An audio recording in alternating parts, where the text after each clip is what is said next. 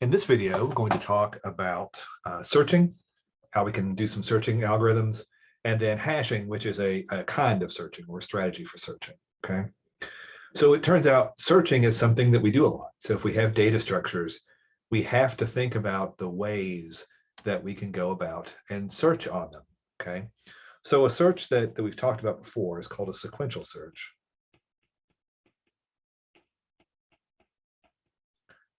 And this is a brute force method. Okay. And it says basically, if you have a data structure, whether it's an array or whether it's a linked list, whatever it is, okay, the idea behind this, we start at the beginning. We're going to keep going until we either find it or we get to the end. If we get to the end, we return to -1. If not, we return the position. Same thing if you're on a linked list. You start at root, you then go to the next, the next, until either you're at the end, which you return -1, or you return that you have found it, yes or no, okay? So this is not the most efficient way to do things, okay? So the sequential search, that's a real problem. It's easy enough to implement. We'll take a look at the code here in a minute. But if we have an array of, say, 1,000 elements, okay, the worst case scenario in searching, okay, say we're searching for a 15 in this list, okay, I have 1,000 elements. If it doesn't exist at all, okay, we're going to have to search through all 1,000 elements in order to get to the end. That's really the worst case scenario. So if we have n elements, the worst case scenario then, and we've talked about the big O is the efficiency, the big O would be big O of n, okay? So, I mean, not the worst thing in the world. Some things are much worse, but it's not good either. We have to search through every one, okay? We have no way to do anything different there, okay? And again, we'll look at some code on this in a minute, but the other thing that we can think about here, if we had ordered data, okay, which means it's been sorted, okay, then we can make our search a little more efficient, okay? So first, let's talk a little bit about this idea of being sorted. So there really are two ways here. You can either sort as you go, okay, and sorting as you go means when you insert an item, you're going to insert it into its proper place, okay? So you can do that with an array or with a linked list, okay? The other way is to do some kind of sorting function or sorting algorithm, okay? And that's going to be in the next video on sorting, okay? But when you can, it's certainly preferable to sort as you go, okay? That's certainly a way to go about things, okay? So if you have sorted data then, so however we've accomplished that, so we now have however many items, back to our 1,000 items, okay? And it's now we're going to make the assumption that it's sorted, okay? So this is the smallest and this is the largest. So if we're looking for something, again, searching for some K, okay, we can start by moving to the midpoint of the array, which is just the length divided by 2, plus or minus 1. I mean, it won't be exact. But in this case, you'll have approximately 500 items here and 500 items there, okay? You're going to compare the value. So let's say this is our array is A. So you're going to compare A at that midpoint to the K that you're searching for, okay? And there are 3 possibilities there.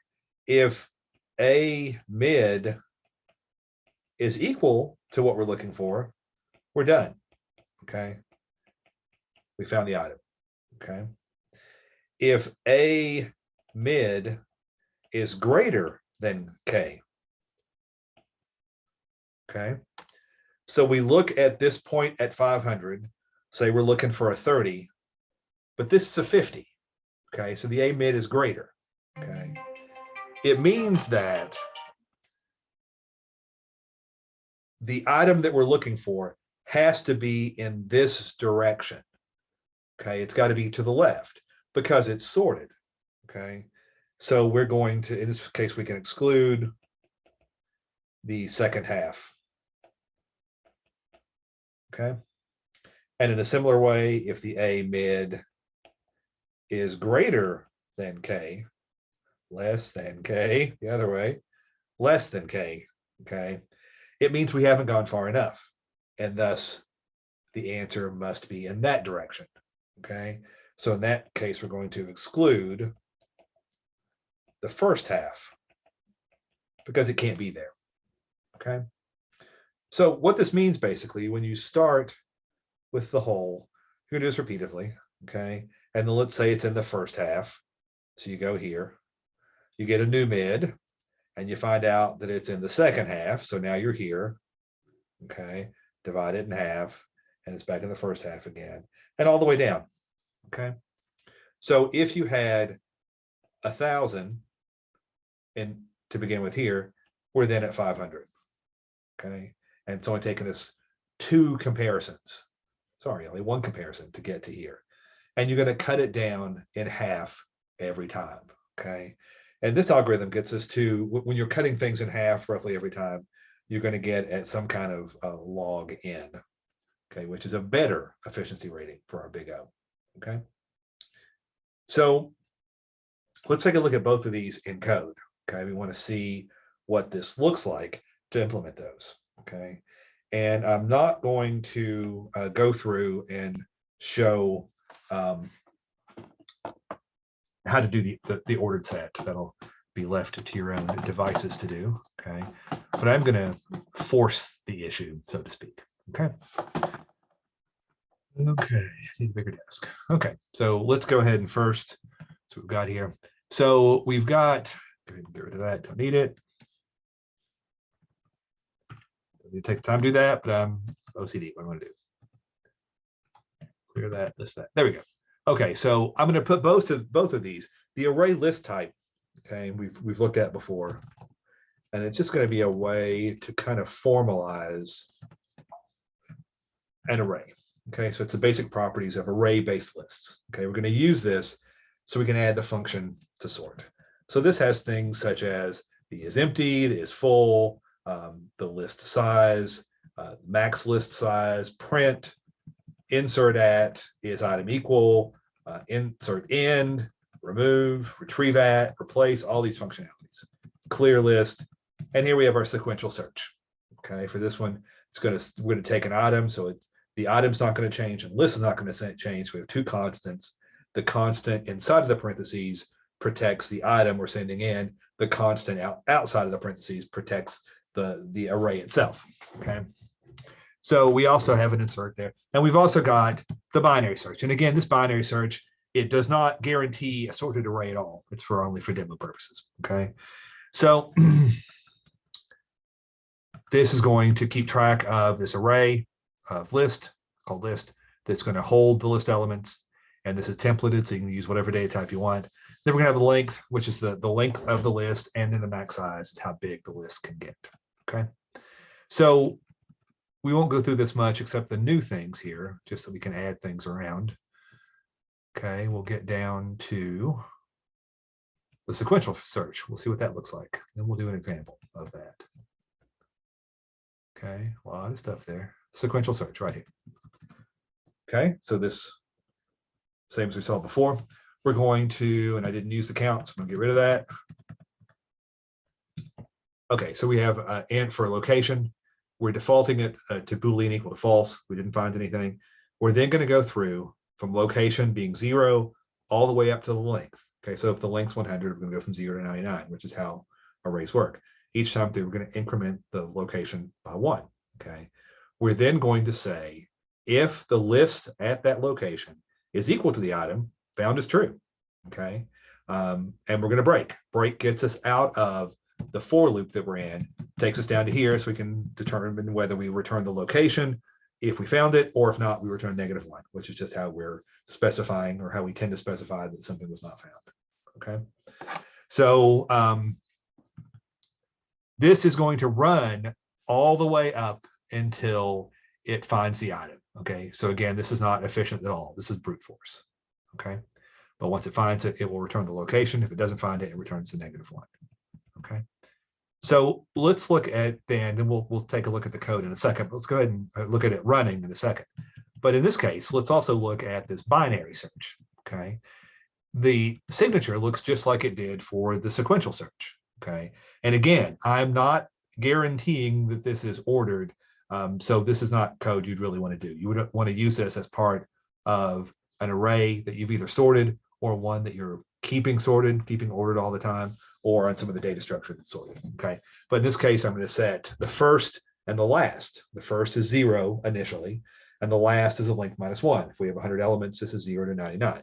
Okay, I'm then creating an integer for the mid, which I'm going to use to split it in half. Okay, and like before, I'm doing a Boolean found equal to false. Okay, I'm then going to go through this while loop as long as the first is less than or equal to the last. Okay, that's the first criteria here. So the first will be greater than last when, as we're splitting, they'll pass. When they pass, you've come to the end, basically. Okay, because you're going into the interior of the list, you can't just look for the max length anymore. Okay, so that's why we're keeping that there. Okay, as long as the first is less than or equal to the last, we know we still have more data that we're trying to find. Okay, the other condition here is that it's not found. So it's our initial condition here that it's not found. If we find it, this is going to break us out of our loop. Okay, so for this while loop, we start through each time and calculate the mid is equal to the first plus the last divided by 2. That's integer division. It will ignore any fractional portions, okay, which will be fine. And then we're going to look at if we find the item. So if list at that midpoint is equal to the item, then we know that found is true. Okay, so we set found to true. We drop out of the ifs. Next time we come up to here, we'll drop out of here. Okay, and then we'll go down to the return part, which is down here. Okay. But if not, we're going to look again if the list mid is greater than the item. Okay. In that case, we know that we can discard the second half of our list. Okay. So the last went from being an initial value of the length -1. We're now taking it to the mid -1. It's not the mid, or it would have hit the found equal true already. So we're now, the first stays where the first is, but we've moved the last approximately halfway in the range that we have left. Okay. The else then is going to be if the list mid is less than or equal to item. The equal could really go either way. Doesn't really matter. Okay. It's not going to be equal anyway, so you don't have to worry about the equal. I'm losing my mind here. So yeah, so if the else means that the list at mid is less than, so we want to take the second half. So we're going to move that first element, which was 0 initially, up to whatever our midpoint is +1. Okay. Then we're going to run it again. Okay. It's an iterative process. Okay. Note, you could also do this if you wanted as a recursive algorithm. Okay. You'd have to set things up a little bit differently, but it certainly is a possibility. Okay. So that's what these look like. Okay. So that's the idea here. Okay. So there's our code. And take a look here. Okay. So here, I've got a search program for the sequential search. Okay. So if I do that one. So in this case, I'm going to, and I'm not sure if we talked about this or not, I'm going to do random numbers. Okay. So there's a rand function that returns some, I think it's a 6 or 8 digit random number. Integer, okay, and I can use a mod function to get it down to how big I want it to be. I'm going to use a time function here to seed it. If you don't seed the random number generator with something like the current time, it'll give the same random numbers every time. Random numbers are not really random numbers; they're pseudo-random numbers, but that's a whole story for a different day. Okay, so once I've done that, I've created an array list of list type of ints called A. Okay, and that sets the default, I think, to be 100, whatever the default was in that code. Okay, so I'm then going through and inserting 10 random numbers. into my list. Okay.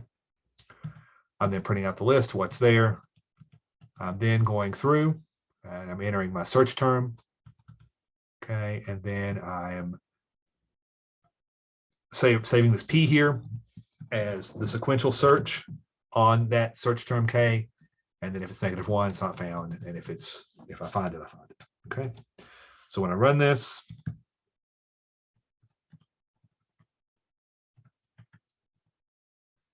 okay. So there's our list. If I want to find something for sure, I can pick the first one, 107, finds it at position 0. Run it again. I can pick a 459 and finds it at position 9. Test my boundary conditions. Somewhere else, pick the 7. It finds it there. One more time, something that's not there. 1, number not found. Okay, that's how that works. Okay, but again, that's taking a while. Let's look at an example of the binary search. Okay. In this case, I'm going to go ahead and I'm forcing it to be ordered by in a for loop. Again, I'm setting up my array equal called A. Okay. I'm then going to go through from 0 to 99 in my array positions. Okay. And I'm going to insert I plus 1. So I'm inserting 1 to 100 here. Okay. So by doing that, we're guaranteed that our list is going to be sorted. Okay. Again, we're going to print out the list again. We're going to ask for an integer to search for, less than or equal to 100. That becomes our K. Then as before, we're going to do the P is equal, but it's a binary search. And then the same thing. Okay. This will happen a lot quicker. Okay. So if I do a G++ on B search, you see there's our list. Okay. We have the whole thing. And then if I search for the 1, okay, 1 actually takes a little bit longer. I didn't put any. You could put in here a count or print out something or something, but the 1 will be one of the harder things to find because it takes it a while to get down to that. Okay, something like 49 or 50, I guess would be the 50, and it happens so quick you don't see, but 50 finds it really quickly. Okay, again, I would test the 100 and see that it finds it the 99th position, which is good, and then try to find something that's not there, like 200, and you see that the number is not found. Okay, so those look similar. Okay, they're similar concepts there, except that the binary search is going to be a whole lot faster as things get bigger, but it depends on having things ordered. Okay, so kind of a different tact that we can take on this, okay, is to do a hash table. So a hash table is going to be a data structure where we're going to be able to determine some way with a hash function where to store things. So it's kind of like an organizational scheme, okay, for us. Okay, so as an example here, we're going to have, okay, this is a hash. You're going to have a hash table of some sort. Okay, let's say that there's 100 items here. We have 100 spots in our hash table. Okay, we need to get a hash function that's going to map our input into the numbers 0 to 99. Okay, so for numbers, we often use the mod function. If we do a mod 100, that's going to make sure that no matter what number we send it, it's going to be in that value from 0 to 99. Okay, so the basic idea then is that if we go to store a 40, okay, it's going to put it there wherever position 40 is. Okay, if I put in 120, okay, it's going to take 120. So 120 mod 100 is 40. 120 mod 100 is the remainder, which is 20. Okay, so you would put that in the position like that. Okay, so the hash function gives us the hash key, and then we can insert things into the hash table. Okay, so that's straightforward enough, I think, and we'll see an example of the code, how it works. But there are some complexities here. Okay, the complexities are because we're using a modulo function, and there are other possible hash functions, but they all have the same issue, that there's no way to guarantee the uniqueness of the hash key. Okay, so to get a little better example here, so let me, again, got all this.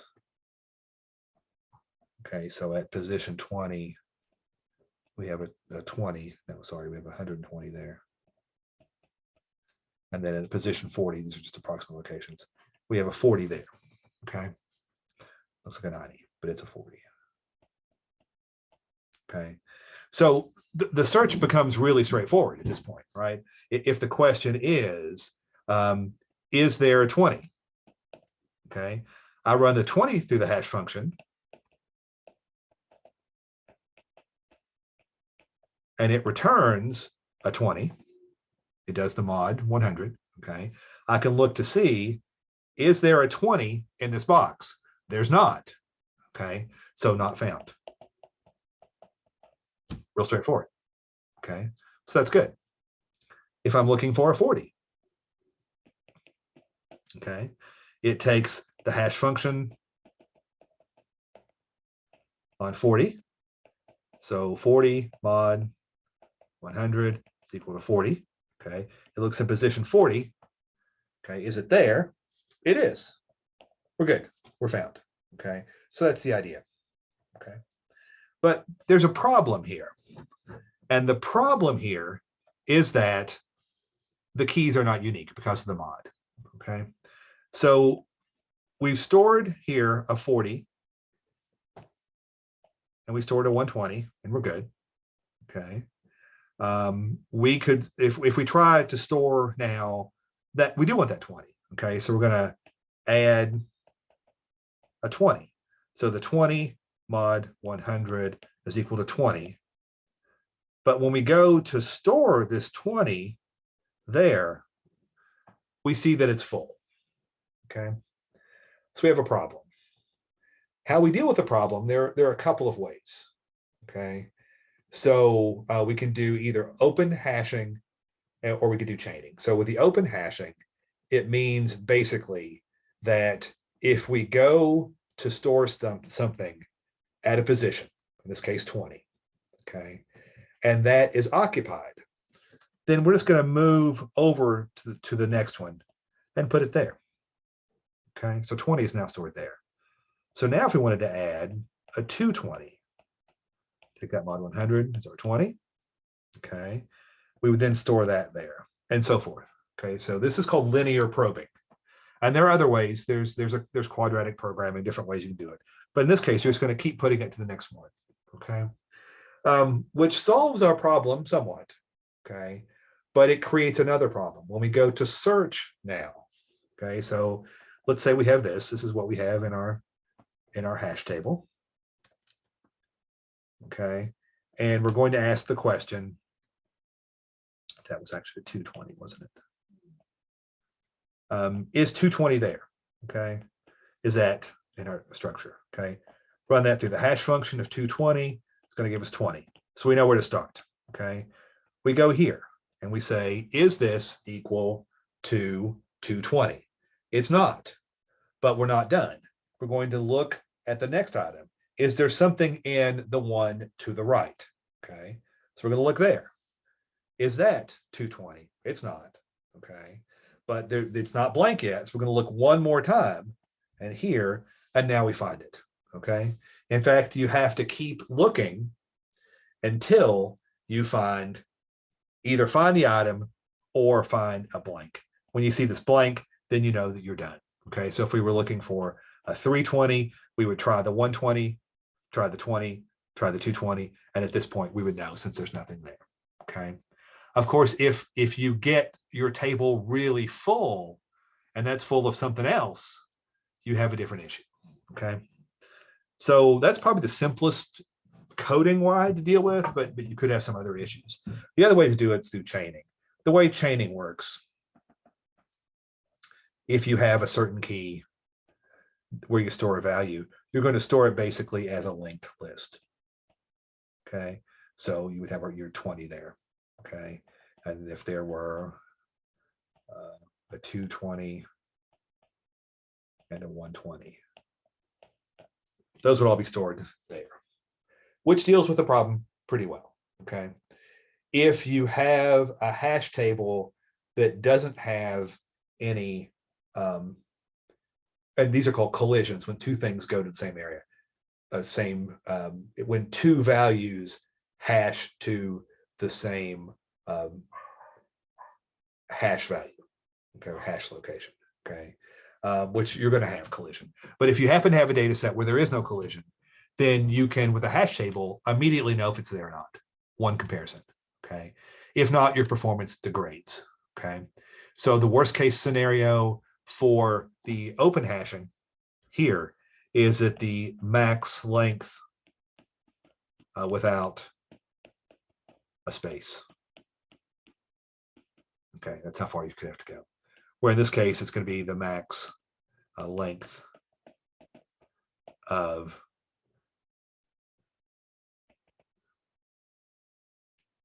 the longest chain. So how many get mapped to that? Okay.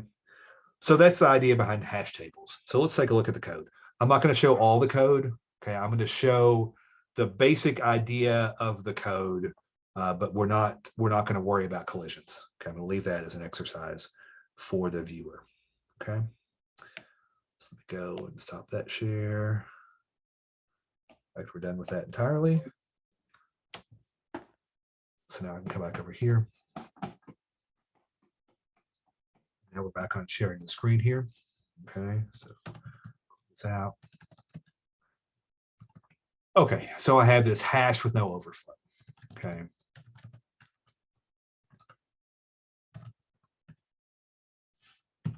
I have to do something with it.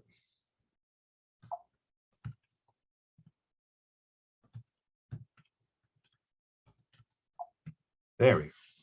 Okay, so how I'm setting this up, and you have options here, but I think this makes some sense. I'm setting up the hash table as an array, as a constant, global, sorry, not a constant, a global. Can't be a constant, it can be a global. Anything that's any variable that is initialized outside of any function, okay, at the beginning, is going to be available everywhere in all of the functions. Okay, so I'm putting here my int h table, and then I'm putting a constant integer for that size. I'm just setting equal to 20 in this example. Okay, for a hash table of any size, 20 is way too small.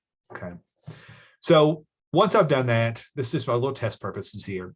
I'm creating the hash function, which is just going to return the number I send it. We're doing a table of integers. Okay, mod that h table size. Okay, and then we can look here at our initialization idea here.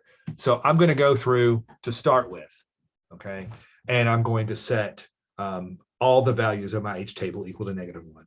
There's 0 by default, but just usually there's 0. We can't guarantee on all systems that it won't put random junk in there. It used to do that all the time, but our system's not anymore. But I'm going to make it a -1, so I know what's in all of those values. Okay, so once I've done that, okay, and again, I'm not worrying about collisions here. Once I've done that, I'm going through and I have its location. I have this random number, and I have a K. Okay, what do I do with the K? We'll see. So I'm going through for 20 items, okay, and I'm letting R be a random number between 0 and 99 with the mod 100. I'm then getting it the location it should be at with the hash function, okay, on that random number. That's our location. And then I'm setting the location, that location hash table equal to that number, okay. I'm then going to print out the hash table, okay, by going through, printing it all out. We're then entering a number to search for, then we're searching it, okay. Again, what I'm not doing here, and you'll probably see this, I'm not, if a number comes along later that also goes to the same hash value, I'm just overriding it. Okay, so this isn't a good example of that, but it just gives you an idea as what's happening here. Okay, so again, then with our hash function was that our hash find, we're going to look at to see if the h table at that hash function of k, so that's where k should be. If it's equal to k, we're good. We found it. If not, then we didn't find it. Okay, and that's basically what we're doing there. Okay, so we'll take a look at this one here. Again, there's a lot of stuff I'm not dealing with in this case. Okay, a lot of complexity we're ignoring. Okay, so in this case, you can see that we had 20 numbers we're entering into an array of hash table of size 20, and we have negative ones. Okay, these negative ones here, we have 1, 2, 3, 4, 5, 6 of them. Okay, that means that at least 6 of those values from the ones we picked out are missing, and they're missing because they ended up having the same hash value. They modded to the same function. Okay, so this doesn't work in that sense, but it does work in that if we have something like 89, then boom, it found it right away. Okay, run it again, we should get a different number of things it didn't find. Okay, I don't see a 99, so let's do a 99, and it's not found. Okay, so this is a disabled version of this process. Okay, it's just the idea that we're not going to not going to deal with yet, whether or not there can be collisions. Okay, so we definitely need to deal with those collisions. Okay, and what you're going to have to do in reality is have an insert function rather than just directly assigning things. Okay, and that's going to be the issue for you. Okay, so that is the basic idea behind searching. So searching is something we do a lot. Okay, so if you have unordered data, you don't really have any option. If the data is already there in a data structure, you have to do a sequential. You have to start at the beginning and go from there. Okay, now there are other strategies. You can kind of get a feel for it. I know that this is old technology, but we used to have phone books. If you were in a decent sized city and you wanted to look up somebody's name, you had to start at the beginning, and you didn't know what page it was going to be on, but you knew you could do a binary search. You could go to the middle and you could see if the name was either before, which you would go back to the left, or was it after. Okay, so you have that issue, but there's also ways to gauge where to start. So you may not always want to start in the middle. So if you're looking for somebody named Bailey in a big phone book, it wouldn't make any sense to go to the middle. It would make sense to go more toward the front of it. Where if you were looking for someone named Williams, you'd go more toward the back. Okay, so there are other strategies, but in general, these are the sequential search and the binary search are the basics of searching. Okay, and then again, we talked about hash functions. It's just a way that you can pretty quickly get this hash value that you're able to find where to put things. Okay, do that algorithmically. Okay, but again, you have to be concerned about collisions. You have to either write it to the next one over with the open hashing, or you have to do the chained where you're going to have linked lists for them all to deal with those collisions. Okay, and if you're doing a hash table, it should be fairly obvious, but I'll say it to make sure that it is, that if you think you're going to store 20 pieces of data, the odds you're going to get it correctly in just 20 hash table is not correct. So you need a significantly larger hash table, okay, to make sure you're not getting collisions that render it ridiculous. If you have a totally full hash table, then you're basically looking at the same as a sequential search, right? You have to look through everything anyway, at least potentially. So it's important that you keep your hash table a lot bigger than the count of items that you have. And sometimes you have to redo that, okay? But the advantage is when it's working, that you get to things much more quickly than you can in any other kind of search, okay? So the next thing we're headed for now, so again, when we have an ordered data structure, it's ordered either because we have kept it ordered as we added things in, okay? So when you add a new item, you make sure it goes in the right spot, or we've gone through and sorted it. Okay, sorting turns out to be a fairly expensive operation in terms of computing power. Okay, so we talk about the computational cost as being relatively high, but we'll talk about some strategies for that in the next video.